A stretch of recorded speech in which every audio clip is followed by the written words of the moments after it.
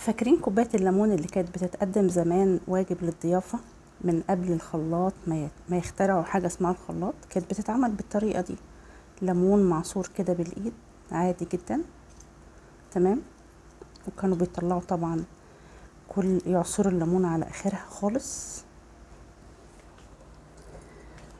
وكانوا يحط عليها شوية سكر ومية ساقعة أو مية عادية، لأن ما كانش فيه التلاجة لسه، في ناس ما كانش بيبقى عندها تلاجات. بس عايزة أقول لكم والله العظيم كان أحسن من واجب ضيافة. كوباية الليمون دي كانت حاجة محترمة قوي قوي قوي. يا إما كوباية شاي كانت بتبقى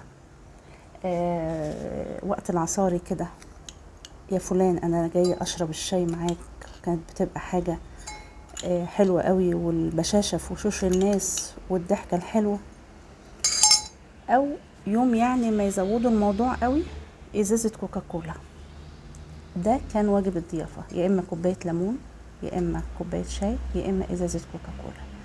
بس الناس كانت بتقعد مع بعضها قاعدة مبسوطة جدا، فرحانة ببعضها. أي نعم، كان أياميها واجب الضيافة ده حاجة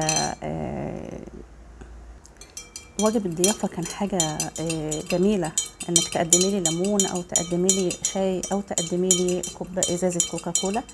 والناس كانت بشوشة وكانت حلوة وكانت بتحب تروح وتيجي لبعضها. يا ترى انا بسأل سؤال بس، يا ترى لو اتقدمت كوباية ليمون بسيطة زي دي، عبارة عن ليمونة وسكر، معلقتين 3 سكر وشوية مية ساقعة، البذرة مش راضية تطلع، بس هنطلعها ما تقلقوش.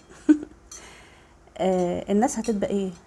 يا ترى هتبقى مبسوطة وبشوشة زي زمان، ولا هتبقى متضايقة ويعايبوا على بعض ويقولوا لا ده قدم لنا كوباية ليمون، ايه البخل ده؟